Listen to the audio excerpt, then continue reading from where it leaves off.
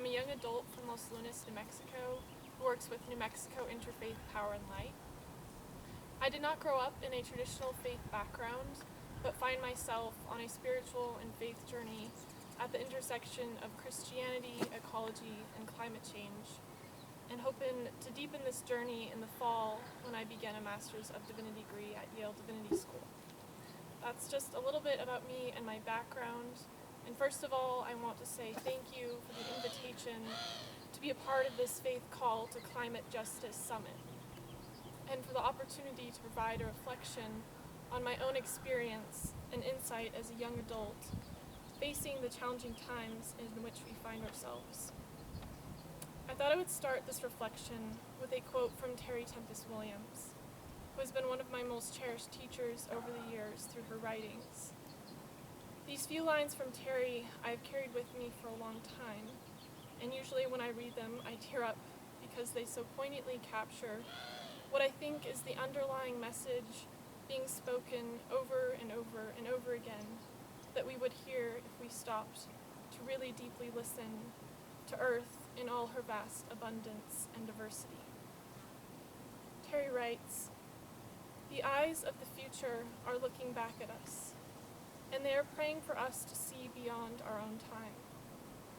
They are kneeling with hands clasped that we might act with restraint,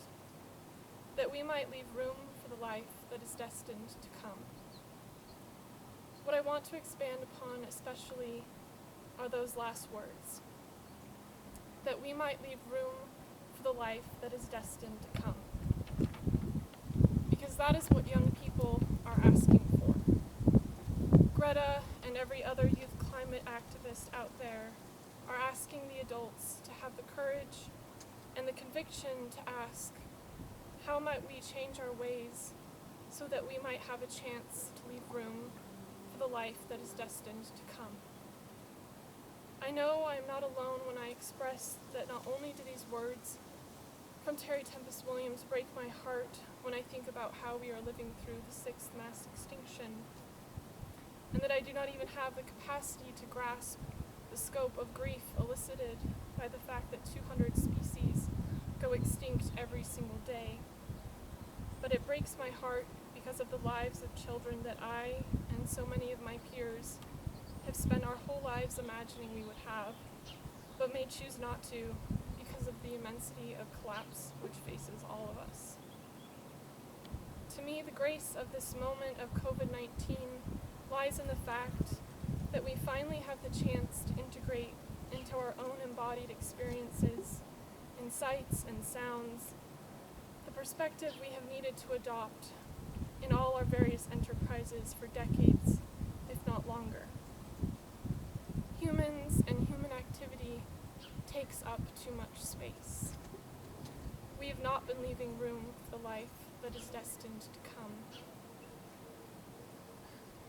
We have been, and too often unreflectively, taking and taking and taking, without pause for the lives which are diminished and even made impossible because of how much we think is necessary, how much we think we are entitled to, how much space we think we are entitled to continue this human project of civilization building. With this opportunity to appeal to faith and justice, and to all who hold those things dearly, I would ask you to consider that Christ's life and death stood in opposition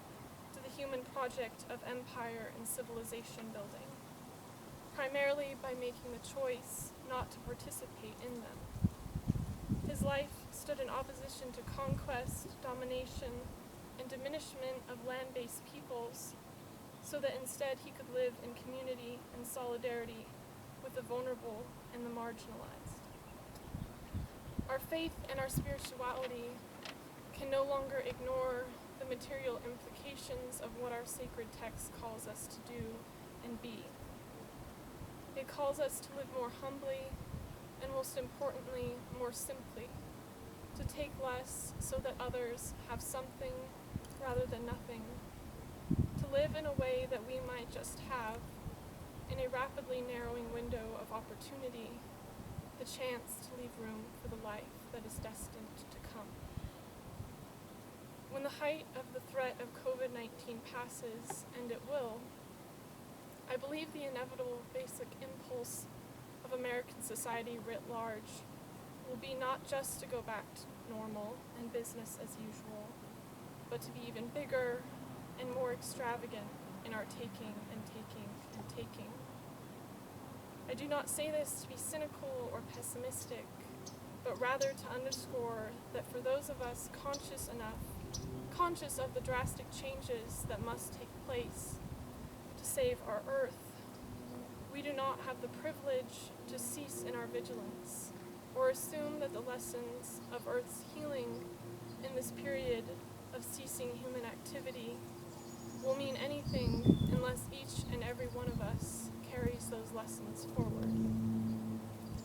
None of us alone has the power to stop business as usual from continuing. The powers at be will probably not start listening to us anytime soon. But we do have the power to use our voices to lift up a different narrative of what it means to be human and successful and fulfilled, so that we begin a cultural shift in consciousness.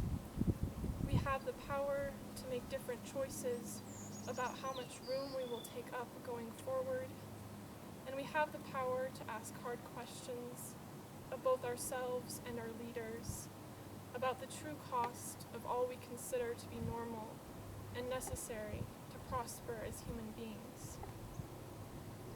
Can we collectively imagine how to embody the plea of Austrian monk David Steindl-Rast, that the future must not be some new tower of power, but a well-trodden path from door to door? In this spirit, I invite you to join me in taking time to enter a deep and reflective space on this 50th anniversary of Earth Day, by thinking about your own life covenant, the bond or accord of sacred relationship that binds you to your faith. I ask you to reflect upon who your faith calls you to be